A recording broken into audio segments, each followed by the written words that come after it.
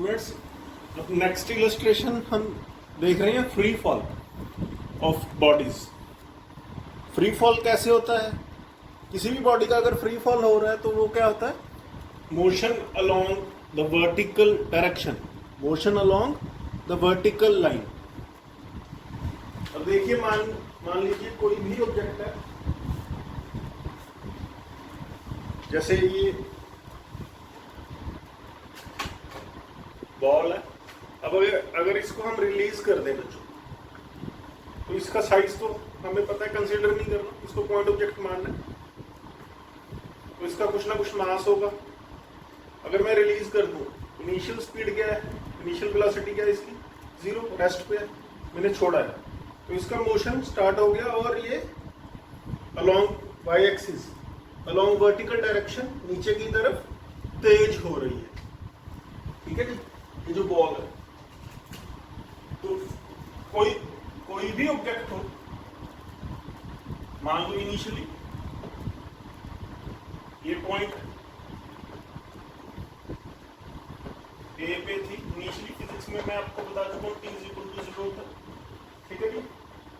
अब जब हमने इसको रिलीज किया तो ये क्या पाथ, ठीक है जी। अब मान लीजिए कुछ देर बाद ये है ग्राउंड,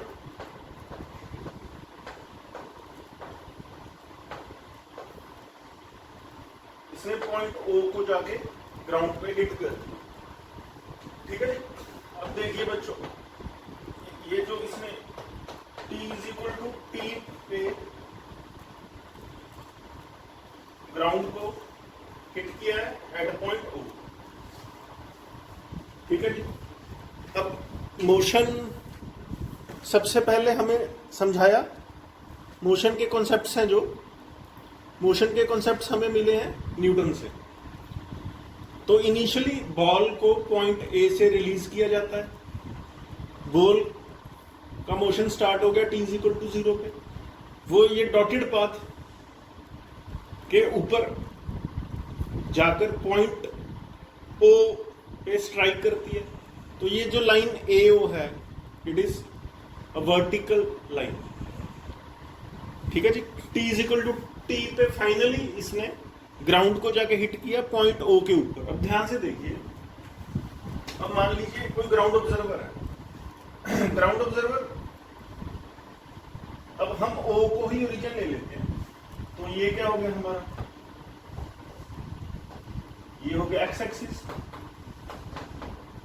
ठीक है जी। कैलकुलेशन के लिए, मैथमेटिकल कैलकुलेशन के लिए हमें ये हो गया हमारा वाई एक्सिस। ठीक है जी। कोऑर्डिनेट एक्सिस की जरूरत पड़ेगी। अब ओरिजिन ओ पे मैंने आपको बताया है ऑब्जर्वर की, ग्राउंड ऑब्जर्वर की आई रहती है। अब ग्राउंड ऑब्जर्वर को, इस ऑब्जर्वर को फिजिक्स में क्या क्या बोलते हैं? Reference frame. Reference frame. ठीक है। रेफरेंस फ्रेम क्या होता है? A set of mutually perpendicular axes, x axis, y axis, z axis। ठीक है जी। कॉमन पॉइंट जो इंटरसेक्शन है वो होती है ओरिजिन O पे ऑब्जर्वर की आई रहती है। ये हमने खुद ड्रॉ करना होता है बच्चों, x एक्सिस y एक्सिस हमने खुद ड्रॉ करना होता है, ये कन्वीनियंटली हम ड्रॉ कर लेते हैं। अब मान लो पॉइंट A की हाइट ग्राउंड से, जो पॉइंट A है उसकी हाइट ग्राउंड से मान लो h मीटर। ठीक है जी, h मीटर। तो जो A है, ओरिजिन O है, O के कोऑर्डिनेट्स क्या होंगे बच्चों? 0,0। A के कोऑर्डिनेट्स क्या होंगे? A के कोऑर्डिनेट्स होंगे 0,h। तो इनिशियली जो बॉल है वो पॉइंट A के ऊपर है, इनिशियल कोऑर्डिनेट्स क्या है? 0,h। फाइनली वो ओरिजिन O को जाके हिट कर रही है, O के कोऑर्डिनेट्स हैं 0,0। तो इस मोशन में क्या चेंज हो रहा है? इस मोशन में y कोऑर्डिनेट चेंज हो गया, इस मोशन में y कोऑर्डिनेट चेंज हो गया। देखो x कोऑर्डिनेट तो बच्चों, इनिशियल x कोऑर्डिनेट क्या है? पॉइंट ए के ऊपर इनिशियल एक्स कोऑर्डिनेट क्या है 0, फाइनल भी 0, ओ का एक्स कोऑर्डिनेट भी 0, तो इनिशियल एक्स कोऑर्डिनेट भी 0, फाइनल एक्स कोऑर्डिनेट भी 0, ये तो चेंज ही नहीं हुआ, एक्स कोऑर्डिनेट तो चेंज ही नहीं हुआ। वाई कोऑर्डिनेट देखो, इनिशियल वाई कोऑर्डिनेट क्या है बच्चों, इनिशियल वाई कोऑर्डिनेट क्या है h, फाइनल वाई कोऑर्डिनेट क्या हो गया, फाइनल वाई कोऑर्डिनेट क्या हो गया, ओरिजिन के ऊपर 0, तो वाई कोऑर्डिनेट चेंज हो रहा है। तो ये कौन सा मोशन हो गया, it is 1D motion, it is 1D motion along y axis। कौन सा कोऑर्डिनेट चेंज हुआ, y कोऑर्डिनेट चेंज हुआ, it is 1D motion along y axis। इस इलस्ट्रेशन में जो हमने सीखा है लास्ट लेक्चर्स में उसको हम समझने की कोशिश करेंगे, उन्हीं पॉइंट्स को रिपीट करने की कोशिश करेंगे। तो y कोऑर्डिनेट चेंज हुआ है, path is AO, path of ball, ball is the object under observation, ठीक है जी। Path is AO, initially A से फाइनली फ्री फॉल के दौरान ये जो बॉल है A से चली, फाइनली O को इसने हिट दिया, तो इसका ये क्या है, ये क्या है इसका direction of motion, direction of motion is downwards. अब देखो बच्चों, इनिशियल पोजीशन वेक्टर क्या है, इनिशियल पोजीशन वेक्टर क्या होता है, हमने वेक्टर्स में सीखा है, इनिशियल एक्स आई कैप प्लस इनिशियल वाई जे कैप, ठीक है जी। अब क्या है, इनिशियल एक्स कोऑर्डिनेट क्या है 0 आई कैप, इनिशियल वाई कोऑर्डिनेट क्या है h,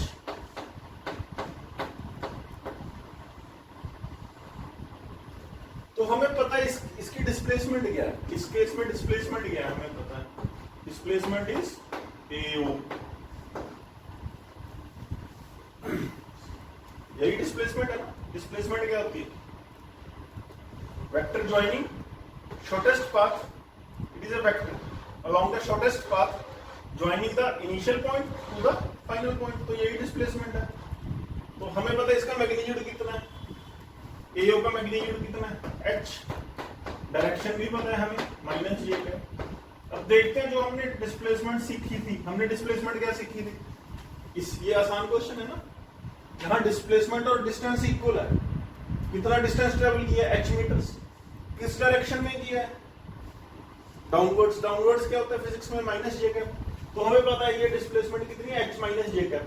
जो हमने लास्ट पोजीशन वेक्टर्स से डिस्प्लेसमेंट सीखी हुई है वो क्या सीखी है हमने, डिस्प्लेसमेंट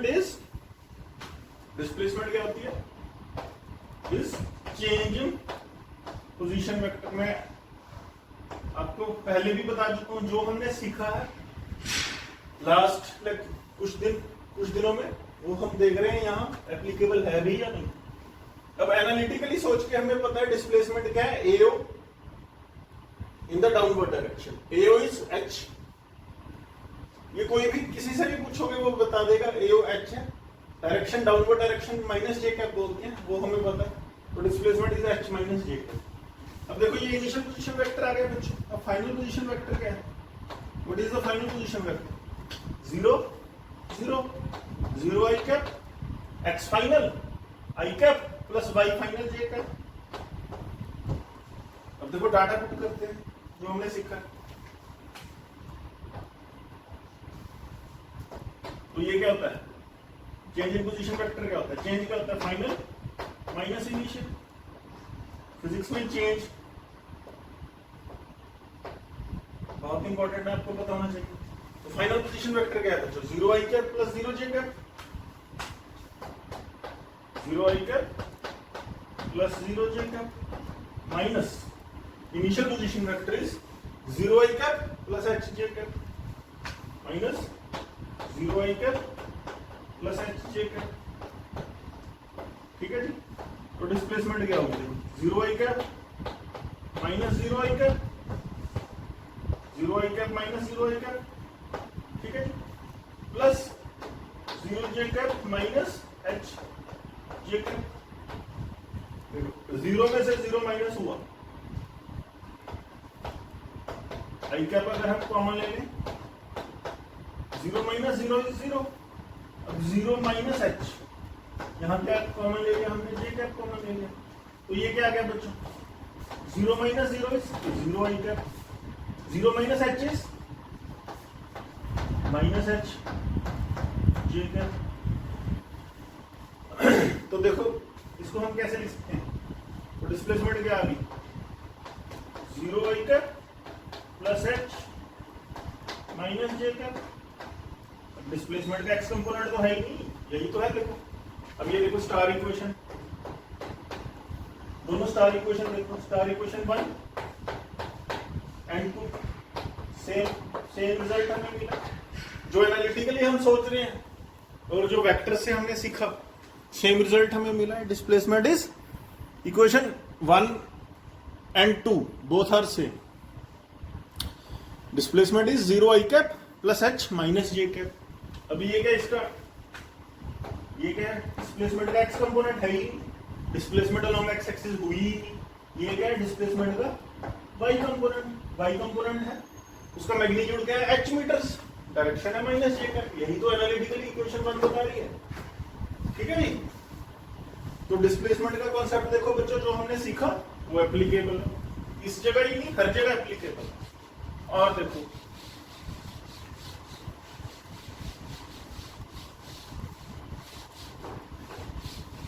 हमसे ये पूछा जा सकता है,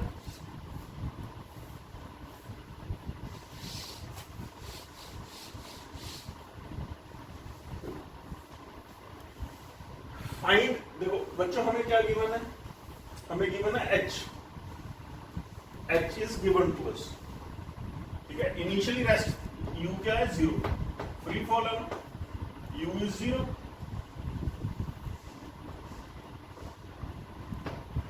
दो चीजें गिवन है इस क्वेश्चन में, हमें एच गिवन है और इनिशियल स्पीड 0, रेस्ट से छोड़ा है। अब हमसे पूछा जा सकता है find the velocity with which it strikes the ground, या हमसे ये पूछा जा सकता है find the time taken by the ball to reach the ground. हमसे पूछा जा सकता है फाइंड करो किस वेलोसिटी के साथ इसने ग्राउंड को हिट किया।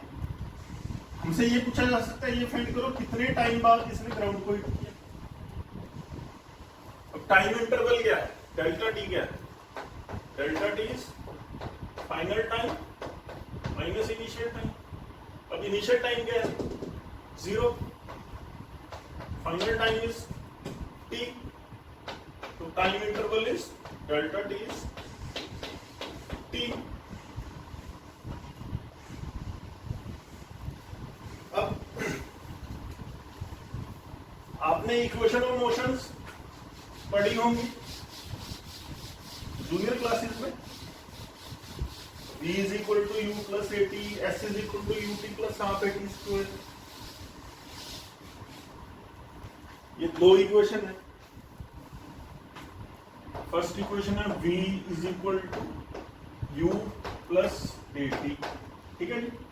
सेकेंड इक्वेशन है s is equal to ut plus half at square, ठीक है बच्चों।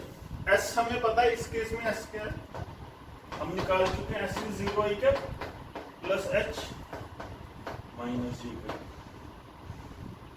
ठीक है। अब ये जो इक्वेशंस है, एक तो मैं आपको डेराइव करवाऊंगा 3-4 दिन बाद, दोबारा से इनकी डेरिवेशन करेंगे, अच्छे से समझेंगे।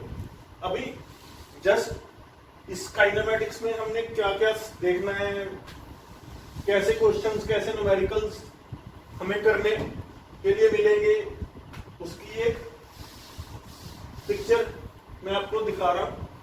तो ये मानते हुए ये आपको याद होगी इक्वेशंस, इनकी डेरिवेशन हम आज से 3-4 दिन बाद दोबारा से करेंगे।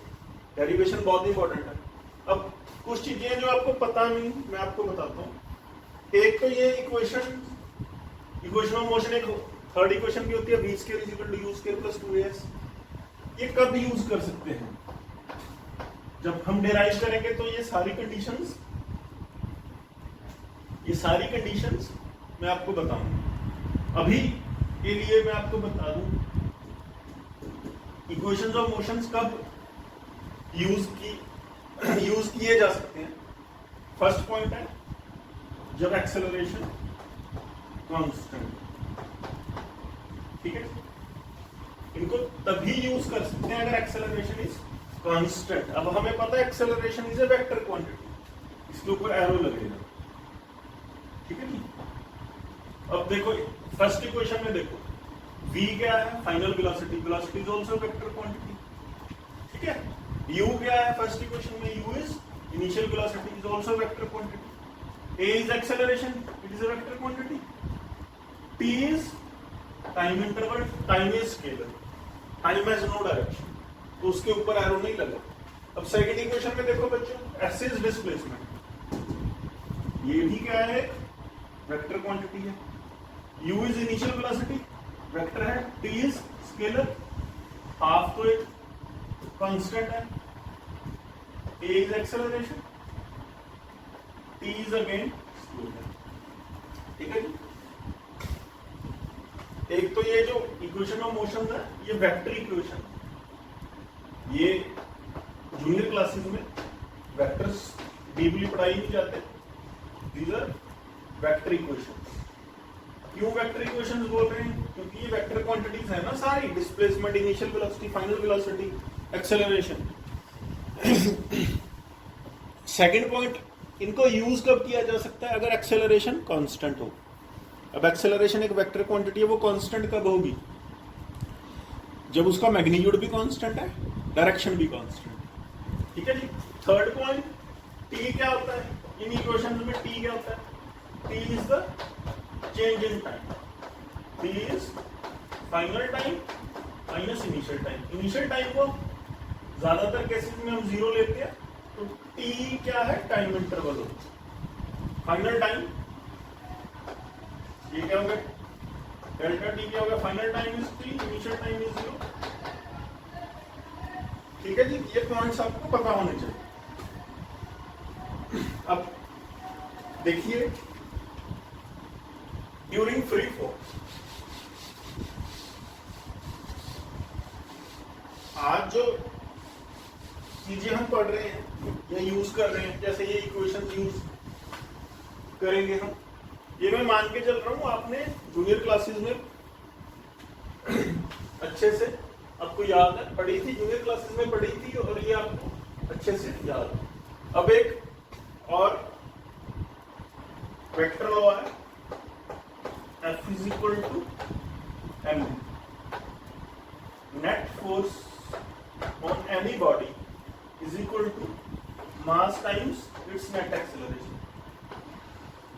ये इसको किसने दिया था? न्यूटन ने दिया था। बेसिकली ये न्यूटन सेकंड लॉ, ठीक है जी। अब हम देख रहे हैं, मैंने बताया इन इक्वेशंस को कब यूज किया जा सकता है।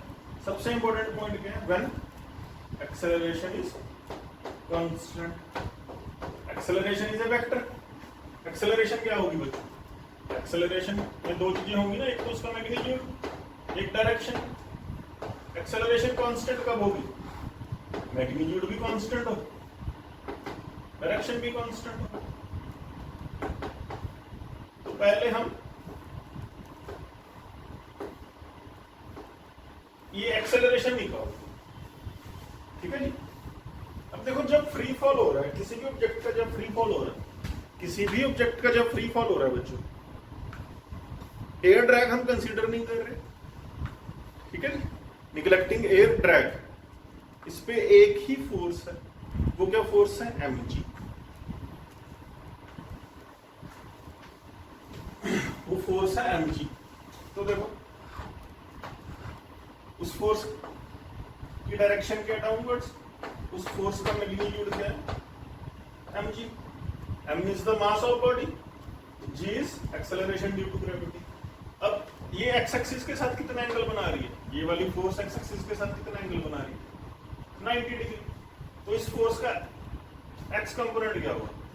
इस फोर्स का एक्स कंपोनेंट क्या होगा? फोर्स का magnitude mg into cos 90। cos 90 क्या होता है? 0। तो इस फोर्स का एक्स कंपोनेंट क्या होगा बच्चों? 0 आई कैप। ठीक है जी।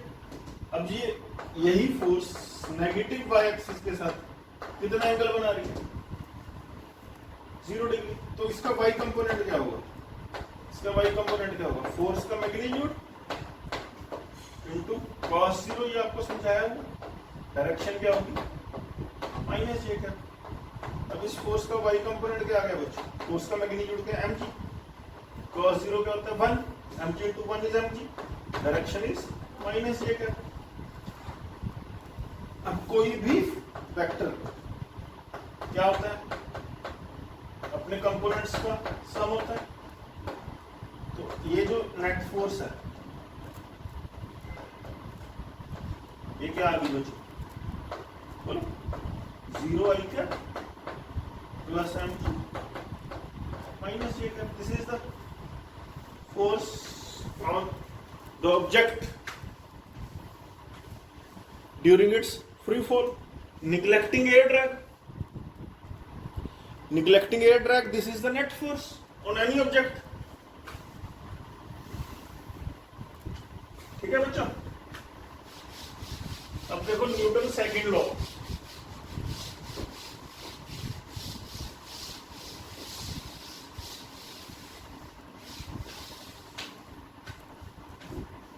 न्यूटन सेकंड लॉ क्या है? Newton second law is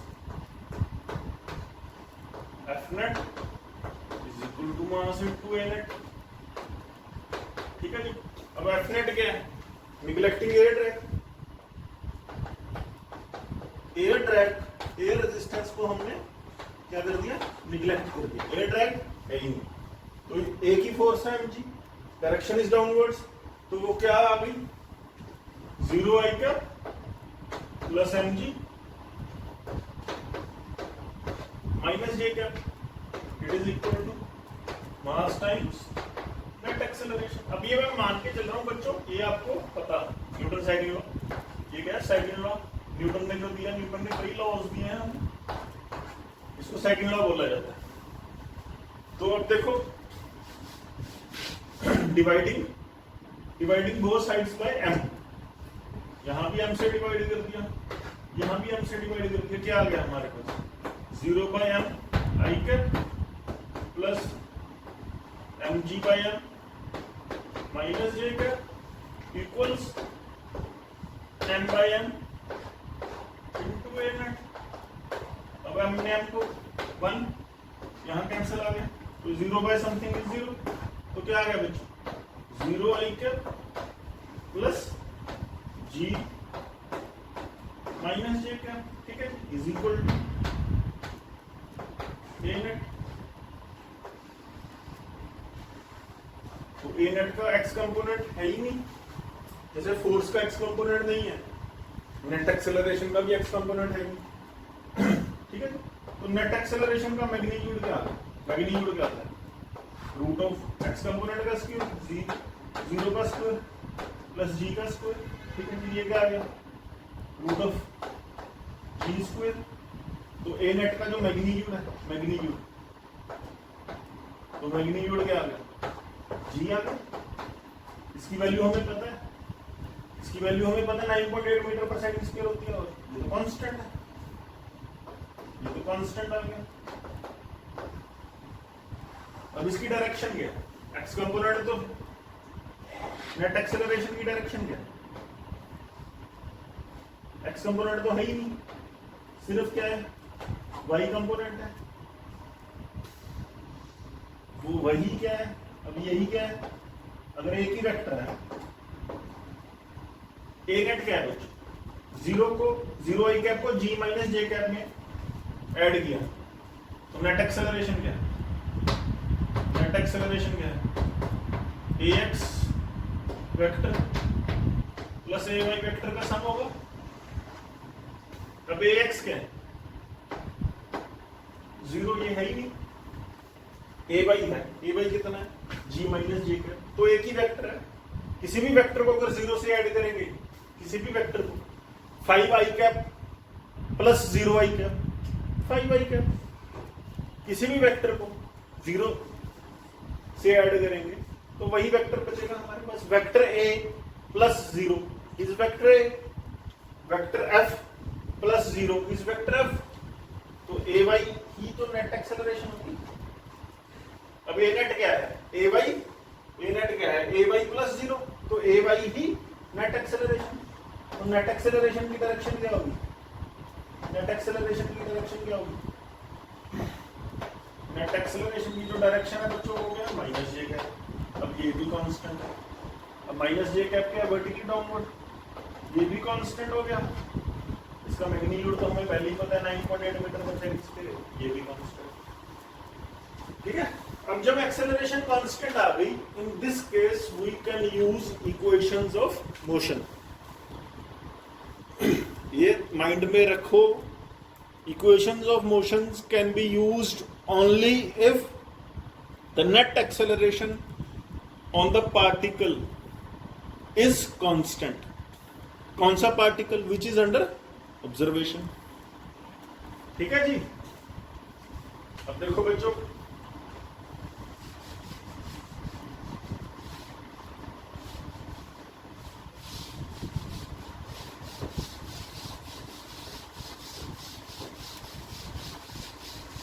general case है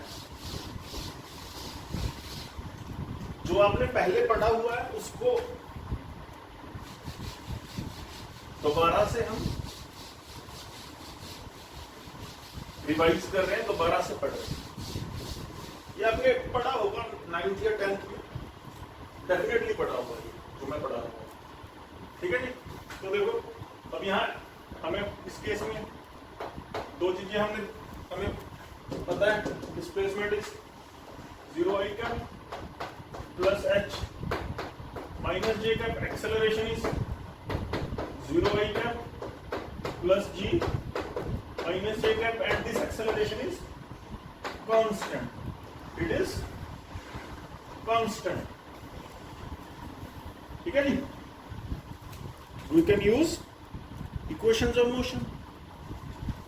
अब देखो सेकंड इक्वेशन क्या है, s is equal to ut plus s is equal to ut plus half AT square. अब डाटा पुट कर देते हैं, s क्या है, s is 0 i cap plus h minus j cap, u क्या है बच्चों, फ्री फॉल, u इज 0, तो initial velocity is 0, 0 into t is 0 plus half, a क्या है बच्चों, a is 0 i cap plus g minus j cap t square. देखो क्या आ गया, यहां से आ गया हमारे पास 0। अब 0 तो बच्चों कुछ होता ही नहीं, 0 तो छोड़ ही सकते हैं। तो ये लेफ्ट साइड में क्या आ गया, h minus J cap, 0 plus 0 i cap plus h minus J cap is h minus J cap. 0 when 0 is added to something तो h ही बचेगा ना। तो यहाँ इस साइड क्या हो जाएगा, half into 0 i cap is half into 0 is 0, तो यहाँ क्या आ गया, हाफ g माइनस जे कैप टी स्क्वायर। देखो बच्चों माइनस, डायरेक्शंस कैंसिल हो गई, तो LHS में भी एक 0 था, RHS में भी 0 था, तो 0 प्लस समथिंग। ठीक है, 0 को हम किसी भी चीज में अगर ऐड करेंगे तो वही चीज रह जाएगी। 0 plus h is 0 plus something is something. तो देखो ये 2 को इस साइड ले आए, 2h is equal to gt square, t square is equal to 2h by g, t is under root 2h by g। ये क्या बच्चों, time taken by the object to reach the ground. Given क्या था हमें, object starts from rest, free fall है, u 0 है, और जो हाइट है जिस पॉइंट से उसको ड्रॉप किया गया है, छोड़ा गया है, उस पॉइंट की हाइट ग्राउंड से h मीटर से, ठीक है जी। तो time of flight is √2h/g। Time of flight का मतलब होता है total time of motion, total time during which the particle remains in motion. ये बेसिक लेक्चर है, बिल्कुल बेसिक लेक्चर है। ये देखो आपसे ये पूछा गया फाइंड द फाइनल वेलोसिटी, तो देखो फर्स्ट इक्वेशन क्या है बच्चों, v is equal to u plus 8, ठीक है ना जी। अब u क्या है, u 0 है, तो फाइनल वेलोसिटी जिसके साथ इसने ग्राउंड को हिट किया है वो क्या आ गई, a is 0 i plus g minus j के, t की वैल्यू ये है हमारे पास under root t is under root 2h/g।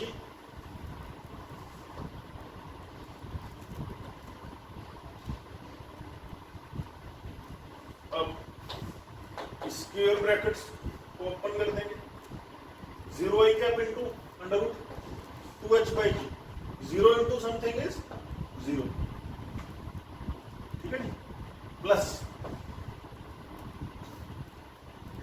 g under root 2h/g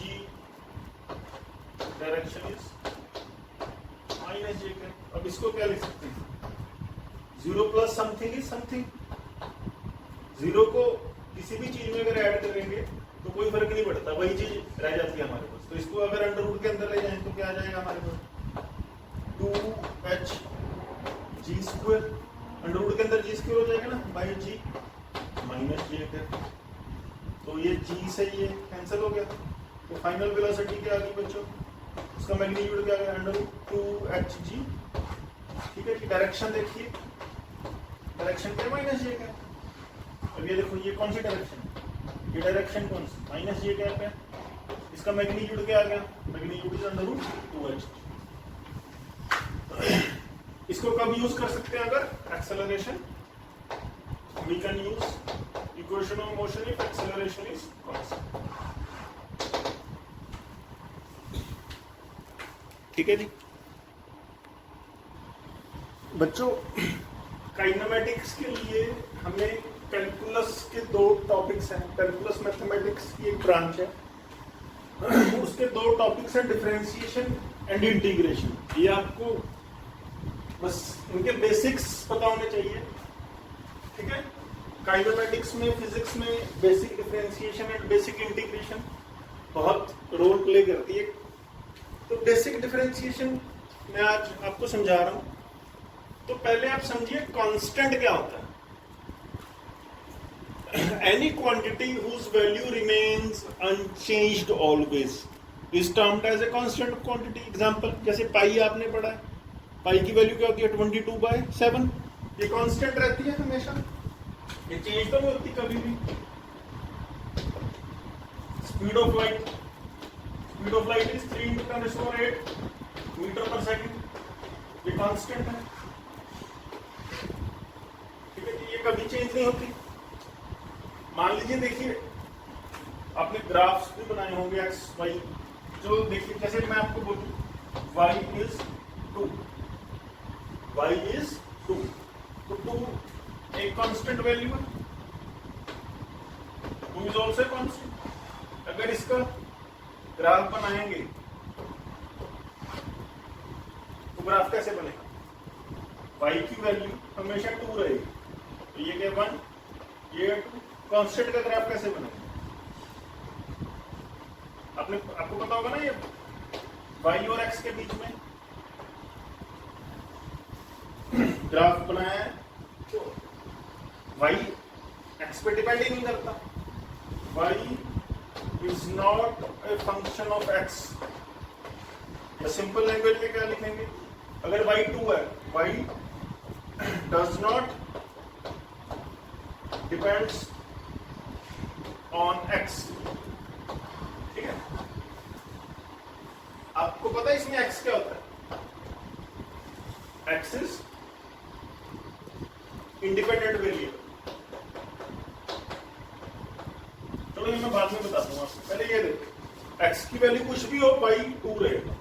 तो ऐसा ग्राफ चाहे x 0 है, x चाहे 1 है, x 2 है, x 3 है, x कुछ भी हो, y ने 2 रहना। तो ये ग्राफ क्या आ जाएगा?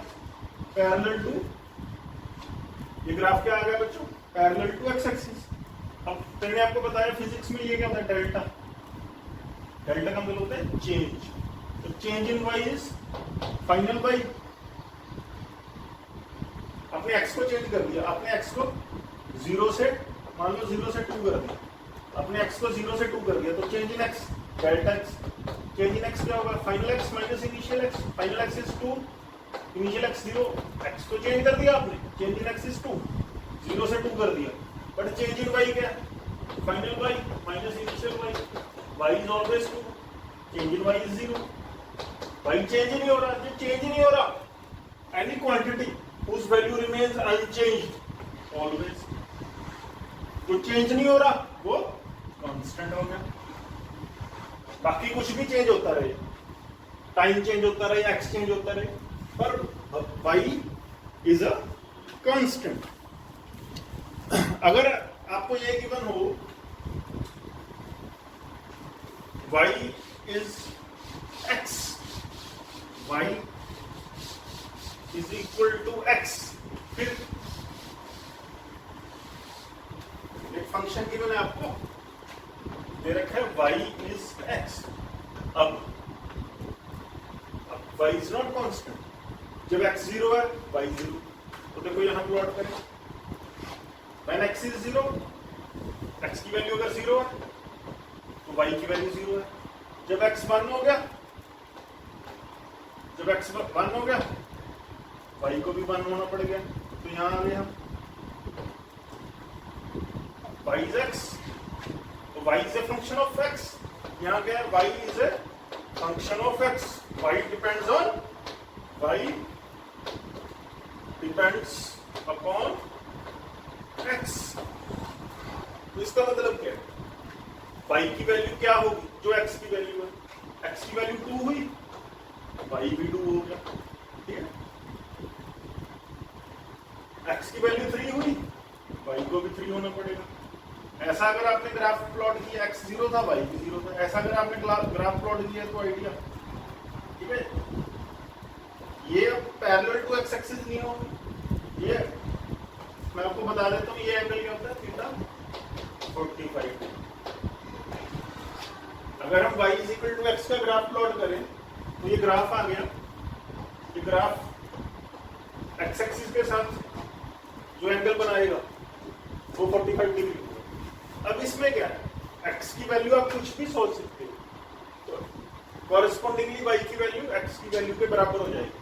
तो x क्या होता है?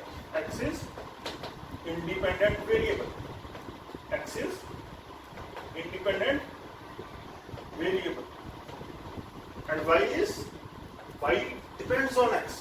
अगर x 0 है तो y को 0 ही होना पड़ेगा। तो y डिपेंड्स ऑन x, तो y क्या है? डिपेंडेंट वेरिएबल होगा। ठीक है जी। अगर देखो इसमें देखो, अब ध्यान से देखो, अगर मैं x, मान लो इनिशियल x क्या था? 0 था। ठीक है, अगर x 0 है तो y भी क्या होगा? इनिशियल y भी 0 है। ठीक है, अगर x को मैं 1 कर दूं, अगर x को मैं 1 कर दूं, x की फाइनल वैल्यू 1 कर दी, तो y को भी 1 होना पड़ेगा। ठीक है, इसमें देखो, यहां देखो, तो यहां क्या है? चेंज इन y क्या है? चेंज इन y क्या है? y final minus y initial, change in y is 1 minus 0, तो change in y is 1। Similarly change in x क्या है? 1 माइनस 0। तो बच्चों यहां देखो, change in y by change in x क्या है? 1 बाय 1 1 है ना। तो आप यहां देखो, अगर मैं x को 0 से, अब मैं x को क्या करूं? x इनिशियली 0 है, अब इसको मैं x को फाइनली 3 करूं। ठीक है, जब x 0 था, y भी 0 था। जब अब मैंने x को 3 कर दिया तो y को भी 3 होना पड़ेगा। तो यहाँ क्या आ गया, चेंज इन वाई क्या आ गया, final Y minus initial Y, 3 minus 0 is 3। यहाँ क्या आ गया, चेंज इन एक्स क्या आ गया, final x minus initial x क्या आ गया 3। तो देखो अगेन देखो बच्चों, ये रेशो क्या रही, चेंज इन वाई 3 है, चेंज इन एक्स क्या है 3, तो 3/3 भी 1 रेशो बन गई। किसकी बात कर रहे हैं, इस फंक्शन की, कौन से फंक्शन की, when y is equal to x, when y is equal to x। अब बच्चों यहां देखो, अगर यहां मैं परपेंडिकुलर ड्रॉप करूं तो ये क्या है, तो y की वैल्यू 3, y की वैल्यू 0, तो ये क्या रिप्रेजेंट कर रहा है, ये रिप्रेजेंट कर रहा है change in y, change in y क्या 3 माइनस 0 3। अब ये नीचे x को मैंने कहां से कहां चेंज कर दिया, 0 से 3, तो ये क्या रिप्रेजेंट कर रहा है change in x, 3 minus 0 is 3। तो ये राइट एंगल ट्रायंगल में tan थीटा क्या है, ध्यान से देखो tan थीटा क्या होता है, थीटा के सामने वाला परपेंडिकुलर, परपेंडिकुलर क्या है change in y, change in y हमें कितना मिला 3, x को 0 से 3 किया, y की 0 से 3 हो गया ना, tan थीटा क्या हो गया change in y by change in x। हमें पता है, मैंने आपको पहले ही बता दिया ना थीटा 45 डिग्री, तो चेंज इन y क्या है, change in y is 3, change in x is also 3, change in x is 3, change in y is 3, 3/3 is 1। हमें पता है tan 45 डिग्री इज 1, tan से tan कैंसिल हो गए, थीटा इज 45 डिग्री है, मेरे को पहले ही पता था, मैंने देखो पहले लिख दिया था। तो जो ग्राफ है, तो जो एक्स एक्सिस के साथ वो ग्राफ एंगल बना रहा है, tan of that angle is change in y by change in x, ये याद रखना।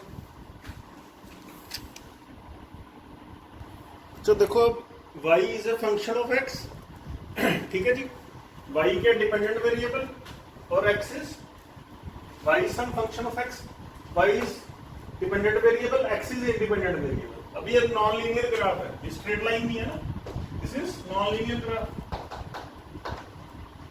कर्व देखो आपको दिख रहा है कर्व, ठीक है जी।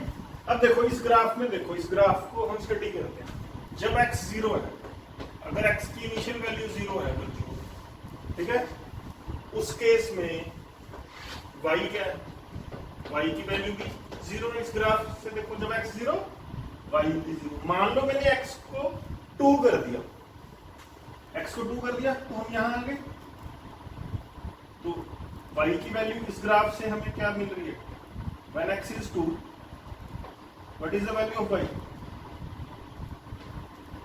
y is approximately half, जब x 2 है, y क्या है बच्चों, y is 0.5 approximately half।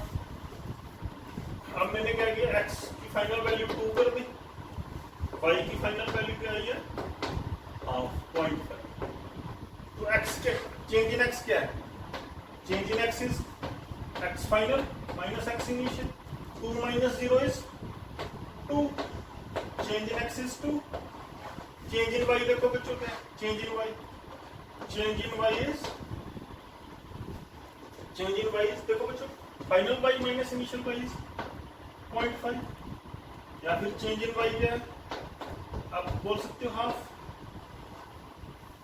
तो इस रेंज में देखो बच्चों, इस रेंज में change in y by change in x, ये रेशियो है ना, चेंज इन y क्या हो गया इस रेंज में, change in y is half, change in x is 2, तो ये क्या हो गया 1/4, क्या आ गया बच्चों 1/4, ठीक है। अब यहां जैसे लास्ट हमने किया था लीनियर ग्राफ, वहां जितना x चेंज हो रहा था उतना ही y चेंज हो रहा था, दो अलग अलग रीजन में। अब एक रीजन और देखते हैं, अब x को मैं 2 से 4 कर देता हूं। अब जब x 2 है, पहले x को कितना चेंज किया, 0 से 2 किया, 2 बढ़ाया, अब 2 और बढ़ा देते हैं, x को 4 कर देते हैं। तो इस ग्राफ से हमें क्या दिख रहा है, y की वैल्यू क्या दिख रही है आइडिया अप्रोक्सीमेटली, तो y की वैल्यू अप्रोक्सीमेटली 3 आ गई। अगर x को 2 और बढ़ा दें अप्रोक्सीमेटली, आइडिया लगा दो। अब देखो, अब मैंने क्या किया, अब सेकंड रीडिंग में क्या है, x इनिशियल क्या है बच्चों, x इनिशियल है 2, इस केस में y इनिशियल क्या है, इस केस में y इनिशियल जब x 2 और y क्या है हाफ। अब मैंने x को यहाँ भी 2 बढ़ाया था, यहाँ और 2 बढ़ा दिया, 4 कर दिया, तो y फाइनल क्या हो गया बच्चों, y फाइनल हो गया 3। ठीक है जी। अब चेंज इन x क्या है बच्चों, यहाँ सेकंड जो डाटा लिया चेंज इन x क्या है, 4 - 2 is 2, but change in y क्या आ गया, change in y is 3 - half is 2.5 या फिर 5/2। तो change in y change in x से बड़ा हो गया। पहले क्या है, चेंज इन y हाफ है, चेंज इन x 2 है, चेंज इन y कम है, चेंज इन x ज्यादा है। अब देखो, चेंज इन x उतना ही है, 2 ही है, पर चेंज इन y 2 से ज्यादा हो गया। तो इस रेंज में देखो बच्चों क्या है, change in y by change in x क्या है स्टूडेंट्स, 5/2 5/2/2, तो ये क्या हो गया 5/4, ये क्या हो गया। इस रेंज में change in y by change in x क्या है, change in y by change in x, how y changes as x changes is 1.25। इस रेंज में क्या है, if x is changed by 2, x value of x is increased by 2 से 4 कर दी, half से 3 होगी, y की वैल्यू 2.5 चेंज होगी। How y changes if x changes is 1.25। इस रेंज में, पहले वाली रेंज में क्या है, x की वैल्यू 0 से 2 कर दी, 2 बढ़ा दी, change in y is half. How y changes if x changes by 2, same amount, it is 1/4। 1/4 is, यहां पर ये क्या है, change in y by change in x is 0.25। How y changes if x changes, यहां पर 0.25 है। How y changes if x is changed by same amount, यहां पे 1.25। अब ये जो फंक्शन है ये नॉन लीनियर फंक्शन है, ये सेम मैनर में बिहेव नहीं कर रहा। लास्ट में क्या था, जो लास्ट हमने फंक्शन पढ़ा था y = x, इसमें क्या था, जितना x बढ़ाओगे उतना ही y बढ़ रहा था। ठीक है, इसमें क्या है, ये नॉन लीनियर फंक्शन है, इसमें x सेम बढ़ाया, पहले देखो 0 से 2 किया, बाद में 2 से 4 किया, x सेम बढ़ाया सॉरी, दोनों बार x सेम बढ़ाया, पर y में जो कॉरेस्पॉन्डिंग चेंज आया वो अलग अलग आया। तो how y changes as x changes differs with the value of x। तो ये जो बिहेवियर है अलग अलग है।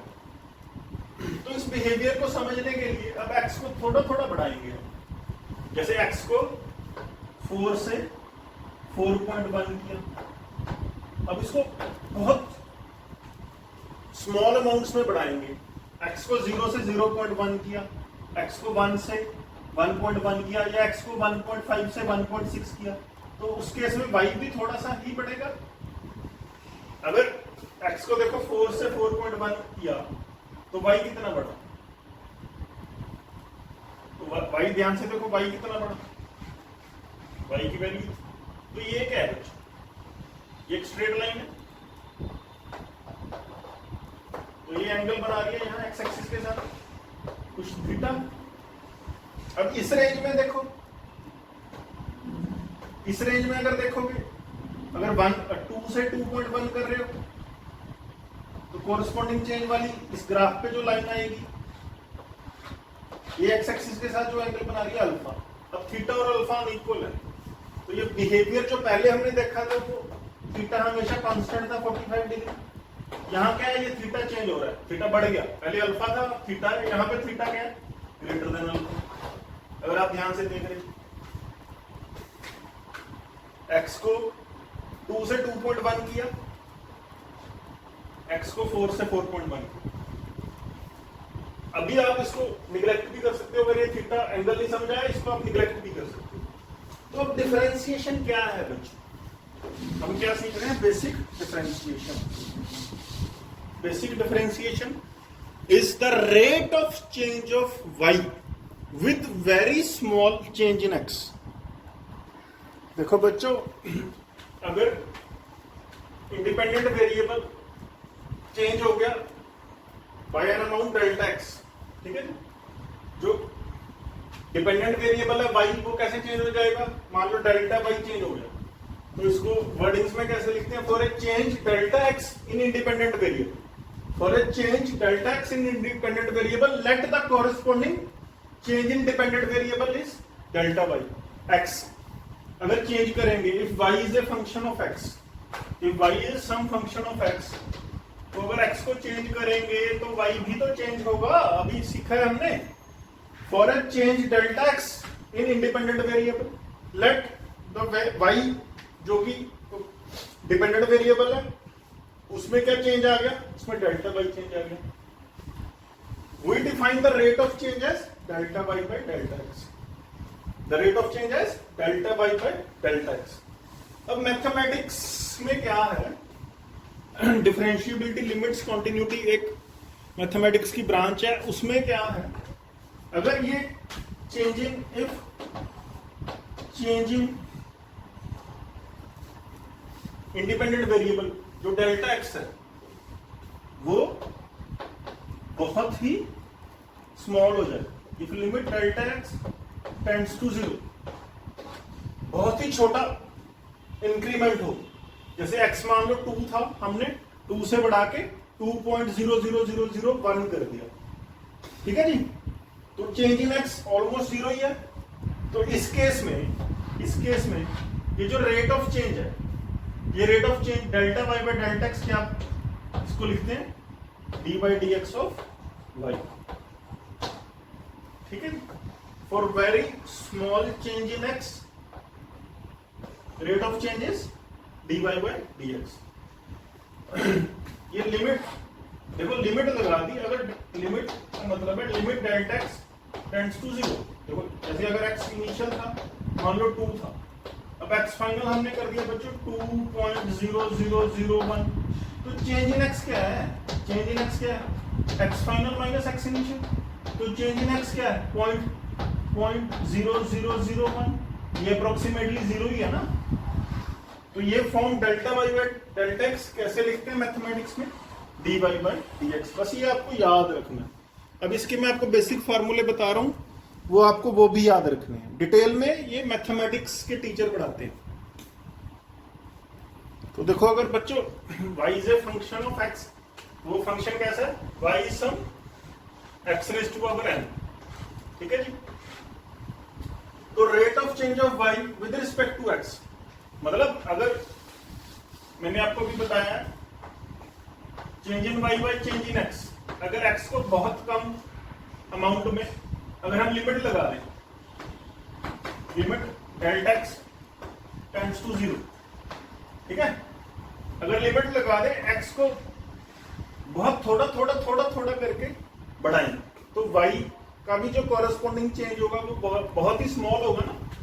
तो ये क्या हो जाता है, अगर limit delta x tends to 0 है, तो change in y by change in x क्या हो जाता है बच्चों, ये हो जाता है rate of change of y with x, it is called rate of change of y, इसको क्या कहते हैं, rate of change of y with respect to x, ठीक है जी। अब अगर कोई ऐसा relation, if y is some x raised to power n, in that case अगर x को थोड़ा थोड़ा करके बढ़ाएंगे तो rate of change of y with respect to x, जिसको कि मैथमेटिकली ऐसे लिखते हैं dy by dx, ठीक है। ये फार्मूला आपको याद रखना है, it is equal to n, देखो पावर पहले आ गई, x raise to power n minus 1 d by d x of x। अब change in x by change in x, ये तो अब क्या हो जाएगा, ये तो 1 हो जाएगा, तो ये क्या आ गया, रेट ऑफ, इसको क्या बोलते हैं, rate of change of y with respect to x as n x raise to power n minus 1। बस आपको ये फॉर्मूला याद होना चाहिए।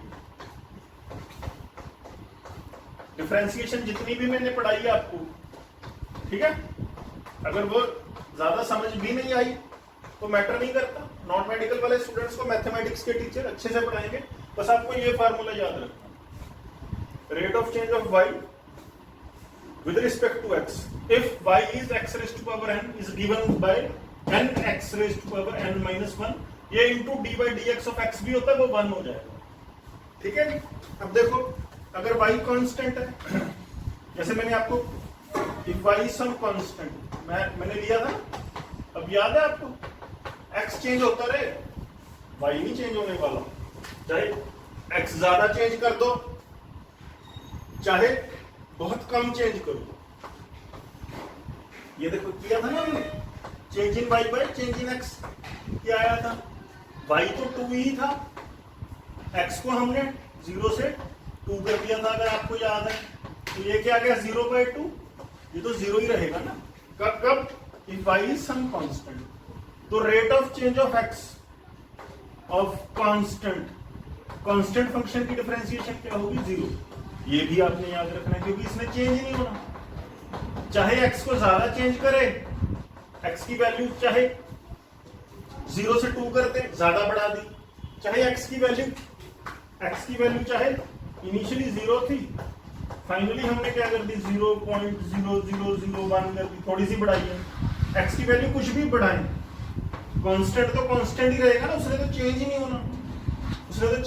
तो कांस्टेंट की डिफरेंशिएशन क्या होगी बच्चों? हमेशा 0। ये दोनों फार्मूले, ये वाला फार्मूला और ये फार्मूला, ये आपको पक्का याद होने चाहिए। Okay, thank you for today.